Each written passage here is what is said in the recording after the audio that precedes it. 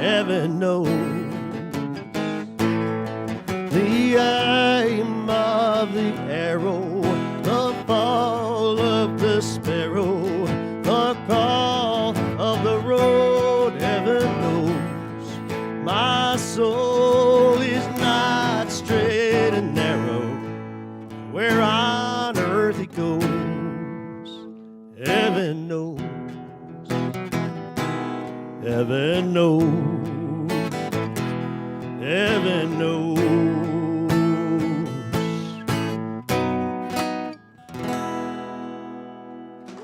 Beautiful, beautiful. Thank y'all. Beautiful, Steve. Thank you so much. Good morning, everyone. Steve, that first song you sang, it was one of my favorites, and actually I got to hear Joan Osborne sing that in Seattle with thousands of people, and it was just awesome to hear thousands of people singing that song. And I kid you not, at the end of that song, she just paused, and there was a silence over the whole stadium. It was in a huge stadium, and it was just silence, and people were just kind of looking around, and I thought, wow, it's amazing to see this many people who get it, who really get it. Yeah. Wow.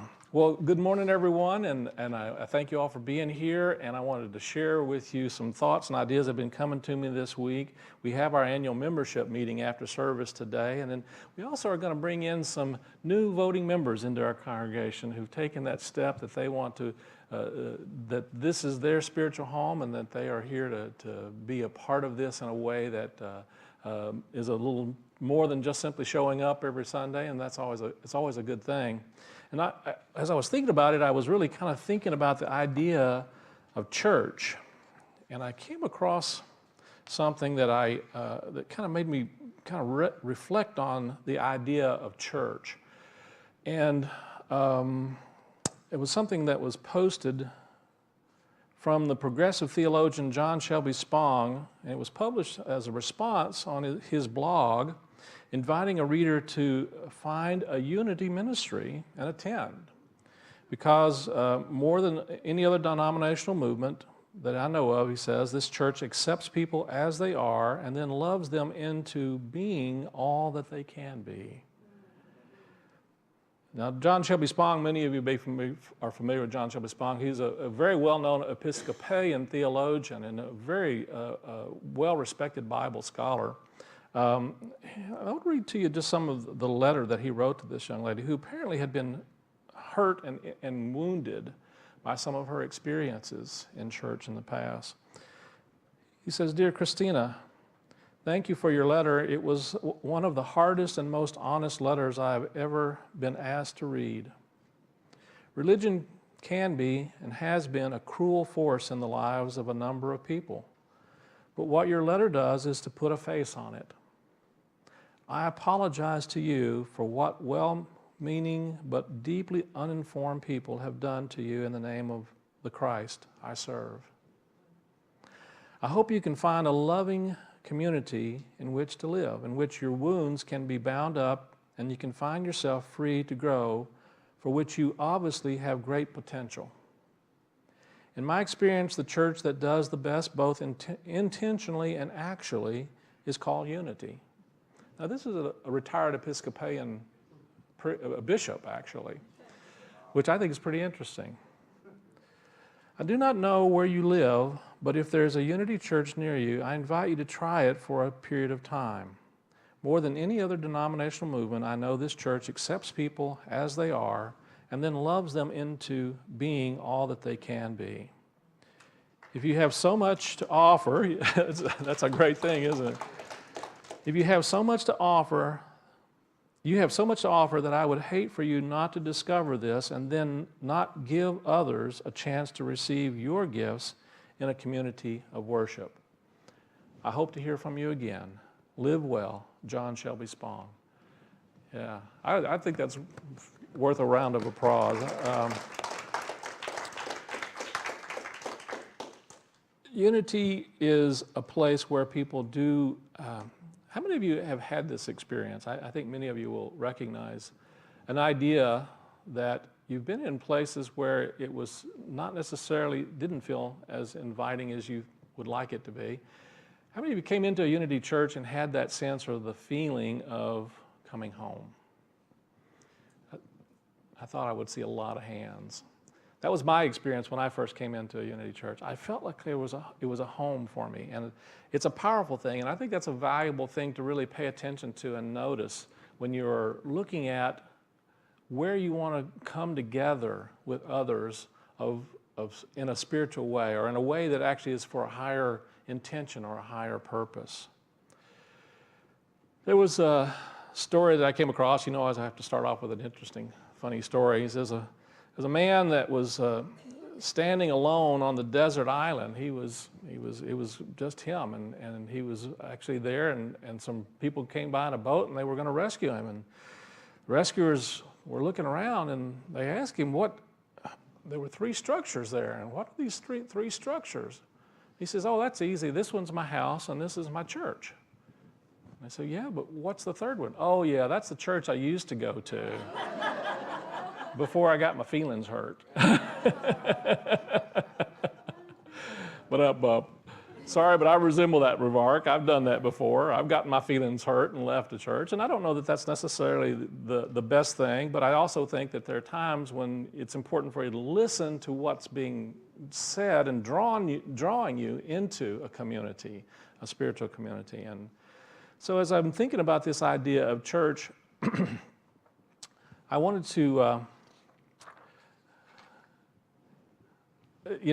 lot of times the idea of church is really based upon ideas and a tradition and ways of looking and seeing things.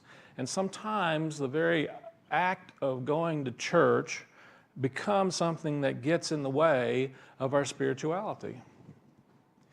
I know that seemed like a strange thing, but sometimes if we're simply going to church, we're missing something. Sometimes if we're going just for the sake of going, we're not always necessarily connecting with what's possible and what's deeper in the understanding and the experience of what church is and what it can be.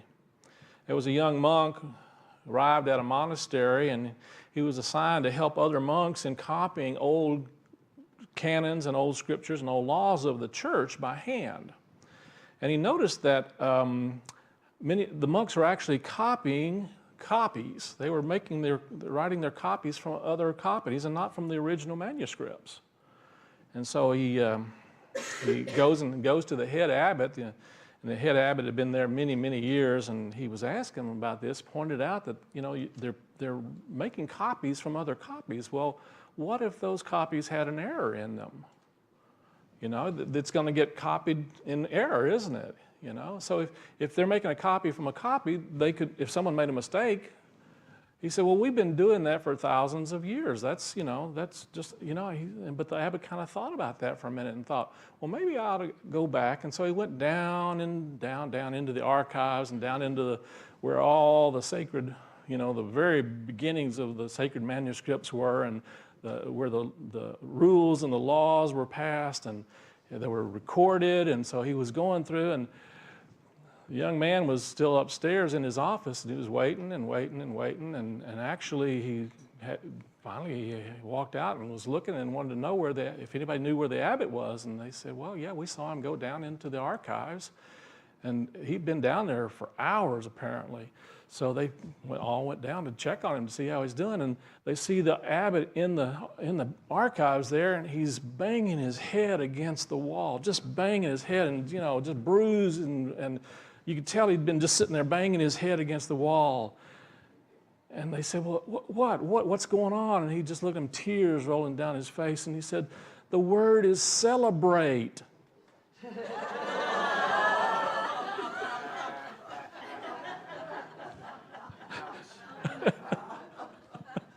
But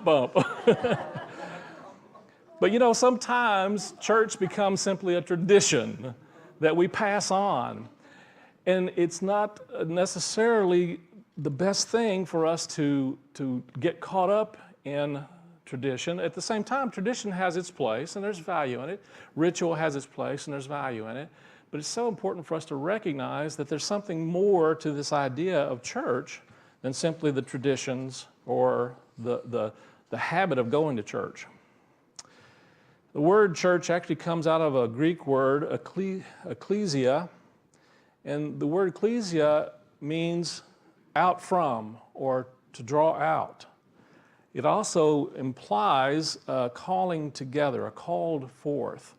And one of the things that has been translated is it was a calling forth. So in a community many years ago, when they had a gathering, they would basically call people out of their homes. So the idea was to come together.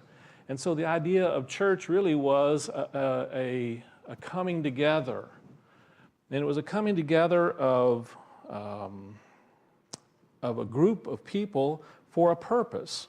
And generally it was originally just simply for bringing people together for a purpose.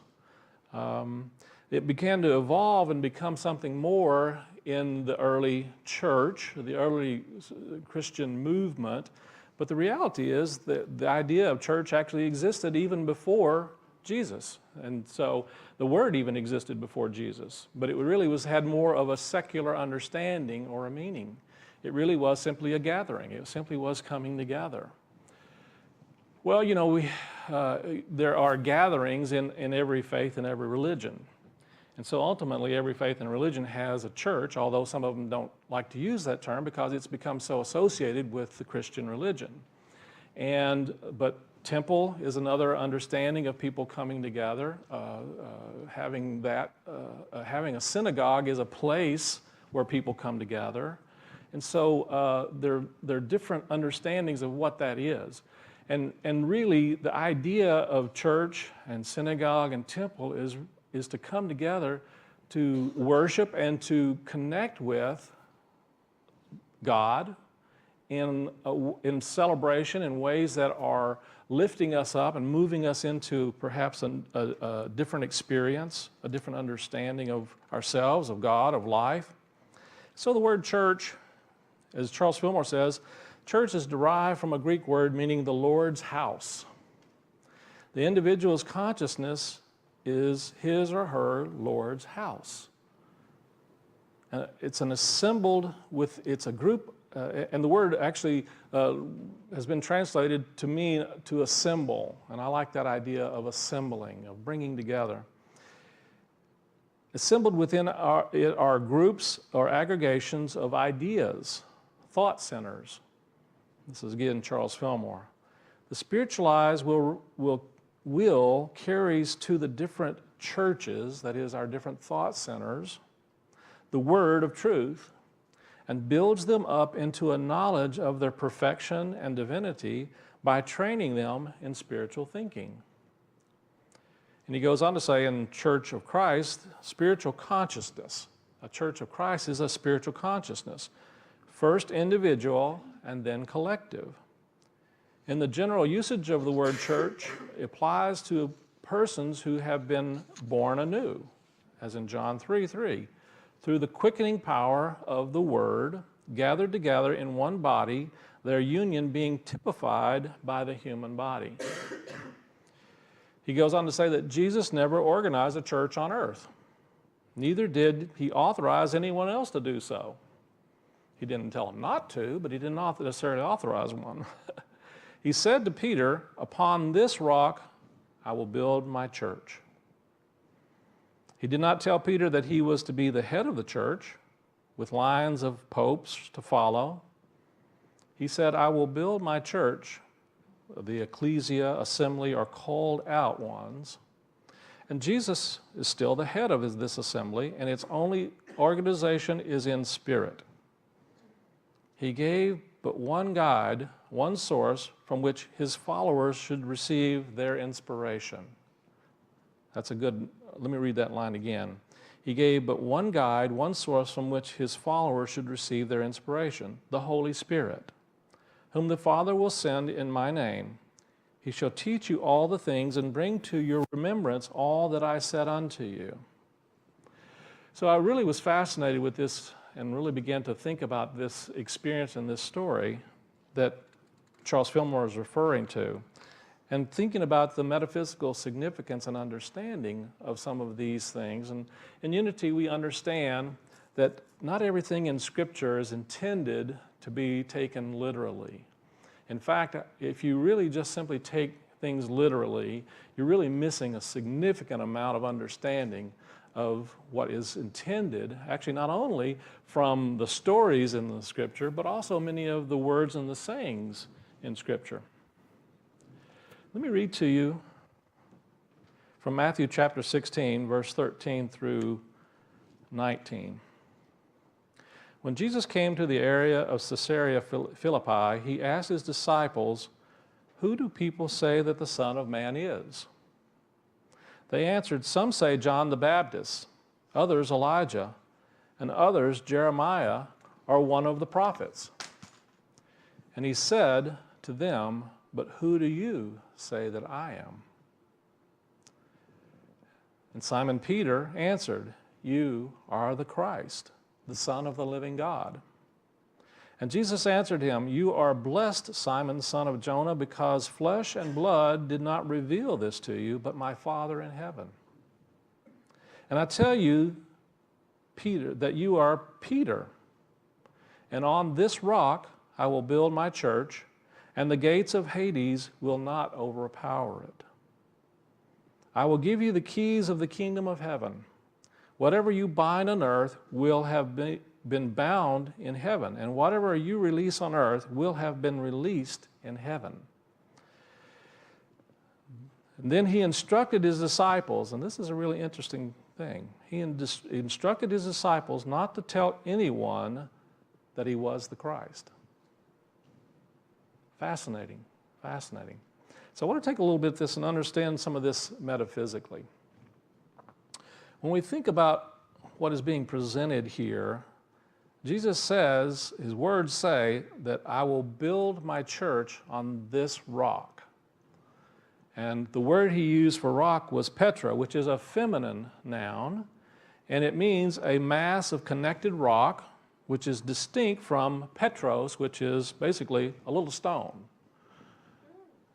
And so he was talking about something that you build upon. See, in that time, when you built a house, you didn't build it on sand. In fact, he gave a wonderful parable of the man who built his house on sand, and then the storms came and washed it all away. He said, no, the one who builds it on rock. You build it on rock. And so in that time, in that place, in fact, even today, when you want to find a good foundation, and you want to put a building on something that's going to be solid and firm. If you build it on a swamp, you may have it for a week or two, a few years at the most, perhaps, but it's going to sink. And in fact, there are a lot of cities, in fact, that have sunk significantly because they didn't really have a good, firm foundation. I lived in Seattle for a number of years, and it's fascinating. If you ever get a chance to go to Seattle, go and explore underground Seattle. Because the city of Seattle has sunk as much as, I think, almost 1.5 stories of a building into the ground. And there's a whole level of Seattle that's underground right now because the buildings just sank and sank and sank. And they just started building the streets up around it. And so the city of Seattle is actually, a lot of what's underneath it used to be the first floor, now it's basement, now it's below ground.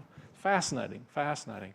When you build a building nowadays, if you build a skyscraper out here, one of the things you want to be aware of is that you don't just start right where the land is.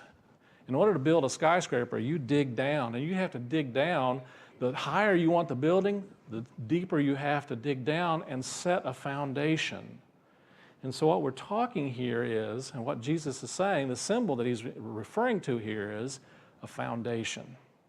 The rock he's referring to is, this is a foundation on which I will build my church. So I'll talk a little bit more about that. A foundation is something that is underneath something that you build, right? It stands under something that you build. And so metaphysically, that rock, that foundation, represents understanding. It is our understanding. And so he's saying, on this understanding will I build my church. On this understanding will I build my church. So notice what is being said right before he says that. Who do you say that I am? And Simon Peter's answered, you are the Christ, the Son of the living God. Now, let me clarify something here. First of all, this translation says Simon Peter, but the reality is he wasn't called Simon Peter at that point. He was simply called Simon. And he began to be called Peter after Jesus made this pronouncement. And he was then referred to as Simon Peter. And Peter represents faith. He represents the faculty of faith. And he really represents within us our own ability to have faith in something that is beyond our eyes, perhaps, something that is of a deeper understanding and awareness. And so as he really looked at this question, he didn't look simply at the man Jesus. He looked into an awareness of this man Jesus and saw something there. And what he saw was the I am. What he saw was the Christ. Now, traditionally, the idea has been taken from this that when Peter saw the Christ in Jesus, that basically meant that Jesus himself was the Christ, which is true, but it only goes so far, because the reality is, it is that perception that Jesus is talking about when he says, on this understanding I will build my church. On this perception, not just of the man Jesus, but the very act of being able to see beyond into the eyes, into the heart, into the awareness, into the consciousness of this one who is expressing and demonstrating his divine nature. And the very act of doing this, the very act of looking into the consciousness of this one, Jesus, that we call the Christ. Now recognize, and we've talked about this before, Christ, believe it or not, is not Jesus' last name. It is an understanding or an awareness of the expression of the divine, of what humankind has been created in potential to be. And so when he says, on this I will build my church, the church is a coming together of understanding and awareness that recognizes and sees the presence of the divine, not just in Jesus, but recognizes and sees the presence of the divine in everyone.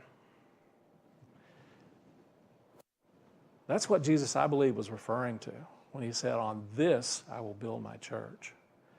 So the church he's talking about is a coming together of awareness and understanding that recognizes the presence of God, the presence of divine, yes, in Jesus, but also in you, Lissy and Jim and Steve and Lizanne.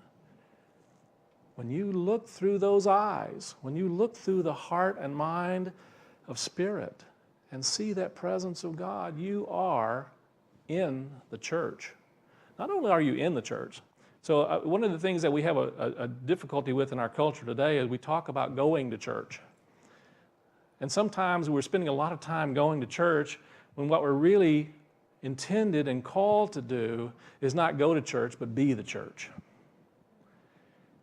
Be the church, wherever you are. Wherever you hold an understanding and awareness that there is one presence and one power in this universe, in this place, and in my life, you're in the church. When you look around you and you recognize that there's a presence there, and you're willing to look beyond the differences and look beyond the physical and look beyond the limitations and look beyond the fears and doubts and worries and anxieties that we get caught up in this life, in this world. Anybody have any of those? You know what I'm talking about? We all do, of course. But when we stop listening to all those other voices about who they say we are, and we really acknowledge that understanding, you are the Christ. Wow.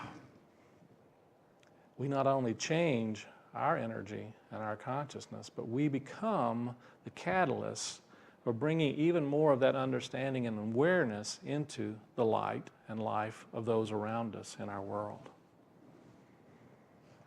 I'm going to suggest one of the most valuable things that we can do is go to church when we're standing in front of our mirror on in the morning. Not just go to church, but in that place and that time, that awareness, be the church. You know, we have a tendency to wake up and we go look in the mirror, and the first thing we do is start looking at all the wrinkles, and look at the gray hair, and we look at, a few little extra pounds here and there. Not that I ever do that, of course, naturally, but of course we do. We look at the physical. We recognize that we are physical. We do have physical bodies. But if we simply stop there, we're not really understanding who and what we are. We're not building our life, our experiences, our awareness, what is possible for us. We're not building that on a firm foundation. We're building it on sand, aren't we? Because this is all going to change, isn't it? But there is something within each and every one of us that hasn't, and never has, and never will.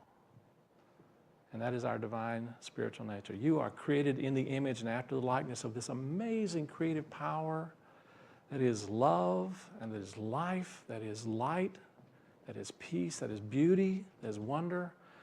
Oh, speaking of which, yesterday Julie and I had this wonderful experience. How many of you have been up on the Willow City Loop? If you haven't done this, you've got to do it sometime in the springtime. You might be able to get another week where the wildflowers, you saw those beautiful pictures we saw up there. That probably was taken either on the loop or pretty close to it. They're just amazing wildflowers, just beautiful everywhere. If you go on our Facebook page, you'll see a lot of the flowers we posted, Julie and I. But man, what a great experience to just be in the energy and the consciousness and the feeling of beauty and being surrounded by that. Sometimes I have to be honest with you, when I come here on Sunday morning, I feel that way as well. Because I'm looking around at these amazing, wonderful wildflowers that I'm surrounded by and I get to participate with and have fun with. You and I are basically, that's what wildflowers are. You and I are wildflowers, basically. We are these beautiful energies and lights that are expressing an amazing presence that is beyond perhaps our comprehension on an intellectual level. But boy, when you see it, you just know that there's something amazing there. And when I look around here, I see these amazing wildflowers. You're all just so gorgeous. And the truth of the matter is, that's because there's something of you that is beyond our limited thoughts and belief systems about who we are, beyond what the world tells us that we are. We are created in that image and after that likeness, and we come together to remind each other. And so a church is not only an outer experience, but it is an inner experience. And our church out here will reflect a lot of what goes on within us. It'll reflect our inner transformation. It'll reflect our unfolding as flowers. It'll reflect how we are reaching into the sun to accept and to receive even more of the blessings of Spirit in our lives. It'll reflect our depth of moving down into the earth to draw forth those energies and those ideas, those consciousness, that feeling of possibility, of foundation, of strength, of hope. And yes, sometimes in order to grow some wildflowers, there's going to be some fertilizer from time to time, and you need to have the fertilizer as well. Wouldn't you agree? You got to have some fertilizer. And sometimes life gives us a little more fertilizer than we think we're ready for, but I can assure you there's a power that is even greater than the fertilizer you're going through. Right? That will move you up through it into a richer expression of who and what you have come here to be. Well, I want to thank you all for being a part of this connection and this coming together, this assembly, not only as in an outer expression, but also recognizing that any time you come together with an idea of understanding of looking for and finding and seeing that presence of God, you're in church. And that's part of our work and our role is not just to come together here to do that, but to go out there and be the church in our lives and world. What a great adventure. What a great adventure. And at that, I'd like to go ahead and close my lesson for today.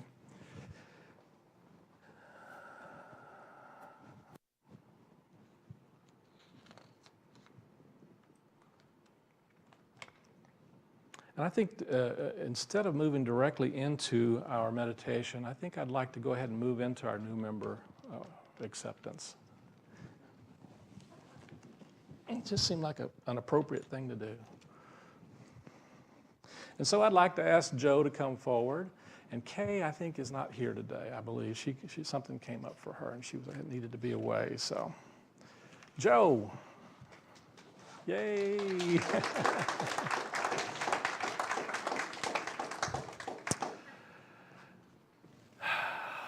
In Matthew chapter 18, verse 20, it says, where 2 or 3 are gathered together in my name, there am I in the midst of them. I love that, in the midst of them. Yeah, it's not just in our coming together, but it is in the very heart of our being. For membership and unity in the heart of Austin, there are no requirements other than to show up with a desire to know God and to understand, love, and follow God's laws of being. However, for voting membership, an even deeper commitment is called for. Unity offers no prescribed doctrine or creed other than to seek the truth and to follow the only commandment Jesus gave us. You shall love the Lord your God with all your heart, with all your soul, and with all your mind, and with all your strength. You shall love your neighbor as yourself. And so unity people unite so that we may more effectively minister to the needs of others and may benefit mutually through spiritual communion. We unite to work together to help one another. We unite to join our prayers, our thoughts, our spiritual powers for the enrichment of our own life and to bless all of humankind. In this manner, we strive to become a force for good and to make a dynamic and positive difference in Austin, Texas, and in our world. God is spirit, and they that worship him must worship in spirit and in truth, in John 4:24. And unity means oneness. The real unity is gathering together in my name. The word name metaphysically means in my nature, in that nature of the Christ. And so we come together to honor and recognize, to see and support each other in more fully experiencing and expressing our divine nature, the Christ within, and seeing that divine nature in each other. Community, the word community of Christ is first individual and then it is a collective spiritual consciousness. The community of Christ consists of all individuals who have committed to developing the consciousness of truth, the consciousness of the Christ ideal, the consciousness of Christ within. And second, this community of Christ is our outer activity of humankind. We enter into the community of Christ, the church of Christ, when we understand that God is spirit and that we are made in God's image, unfolding in God's likeness, through the embodiment of this spiritual ideas of life, of love, of power, of intelligence, the ideals of all good, basic to true living. And as we individual students of truth unite in spirit, drawn into cooperation and friendship through invisible bonds of love and mutual respect and interest in the principles of truth that Jesus taught, lived, and proved, we strengthen one another and work together in Christ's nature. So voting membership in unity is a commitment. It's a commitment made to God, to oneself, to one's neighbor, and to this spiritual community. And so I invite each of you who are already members to renew your commitment at this time as we welcome this new voting member into unity. And so I'm going to say an affirmation of commitment, and I invite you, Joe, and each of you who are already members to reaffirm your commitment here today by responding and saying, I make a commitment. I make a commitment to God expressed as a desire to know God and to understand, love, and follow God's principles of being. I make a commitment. I make a commitment to myself to love and support myself in my own spiritual growth so that I may be an instrument of God's love to others. I make a commitment. I make a commitment to love and support the spiritual growth of all those who join in the spirit of unity. I make a commitment. I make a commitment to love and support all humankind as children of God. I make a commitment. I make a commitment to love and support unity in the heart of Austin as an instrument of God's love and light in the world through my prayers, my time, my talents, and my treasure. I make a commitment. All right.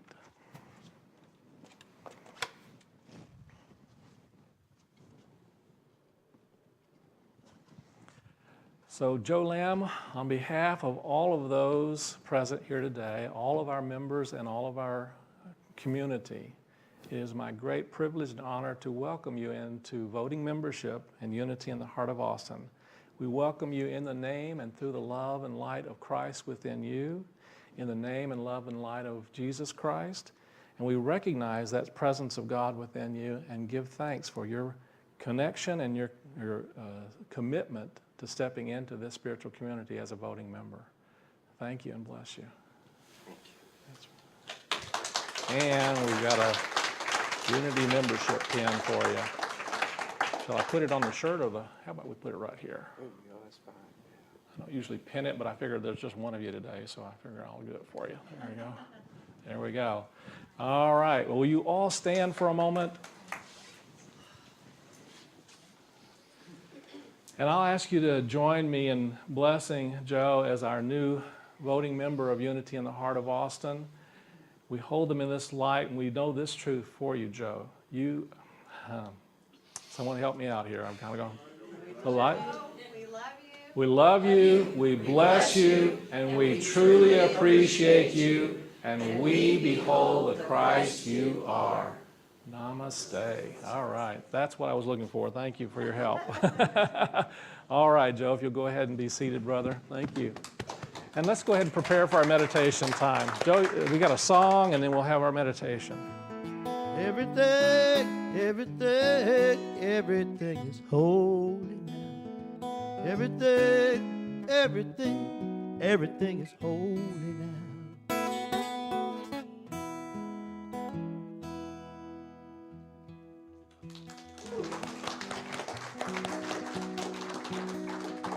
So let's move into a comfortable place. We take a nice deep breath and close our eyes and open our hearts to move into that inner sanctuary, that inner church where all of our thoughts and feelings now are invited to come together, to acknowledge, to give thanks for, to praise, to celebrate an awakening of that Christ Spirit.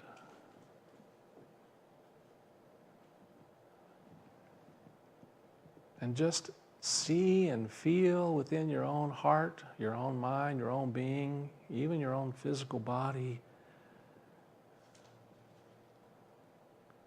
an amazing tent revival. Shouting hallelujah, a thrill of knowing that there's something more, something greater. Letting all the thoughts and feelings come together to recognize the presence of the divine. And feeling that upliftment of heart, mind, and spirit, that feeling of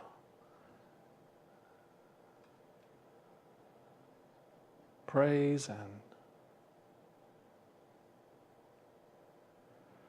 a willingness to let go of anything that would block or stand in the way of being present to the holiness that is here and now. Yes, within you. As your divine nature, as that Christ within, as the I am, that Spirit of God that you were created to uniquely be. And if others try to tell you who you are, those other voices, those thoughts, try to tell you something other than who you truly are, just stop and listen to the voice of faith, of Peter, the rock, and be open to that understanding. Be open to that pronouncement.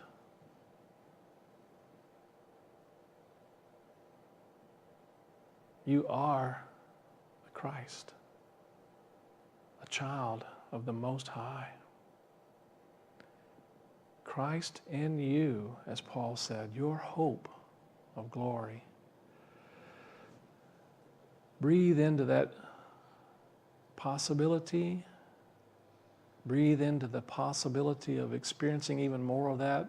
Breathe into an alignment and a coming together, into an assembly of all of your thoughts and feelings that support that recognition.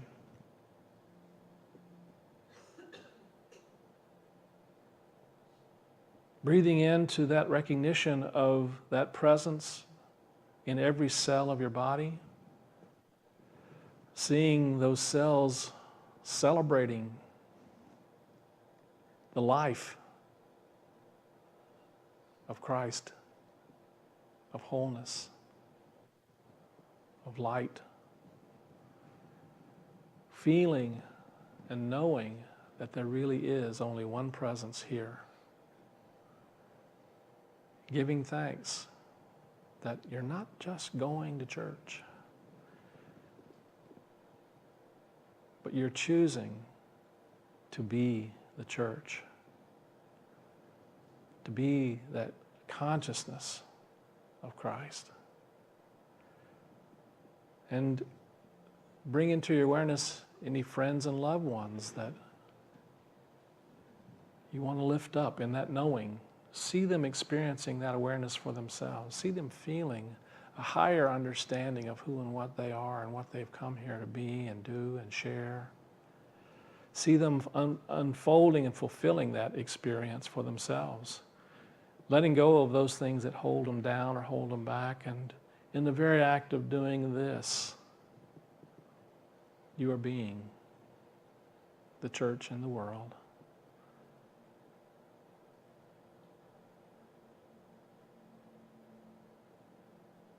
Take a nice deep breath and give thanks for the willingness to allow that divine nature to work in and through you. Take another nice deep breath and let that feeling of decision, of yes, a commitment to being a deeper experience and expression of the possibilities of a greater knowing of that whole Spirit of God flowing through you. And take one more nice deep breath and let your awareness be in this room, this time, and this place, letting that light shine. And letting those beautiful, radiant energies of Spirit expand and grow. And just like the wildflowers, take a moment and look around and see the beauty around you.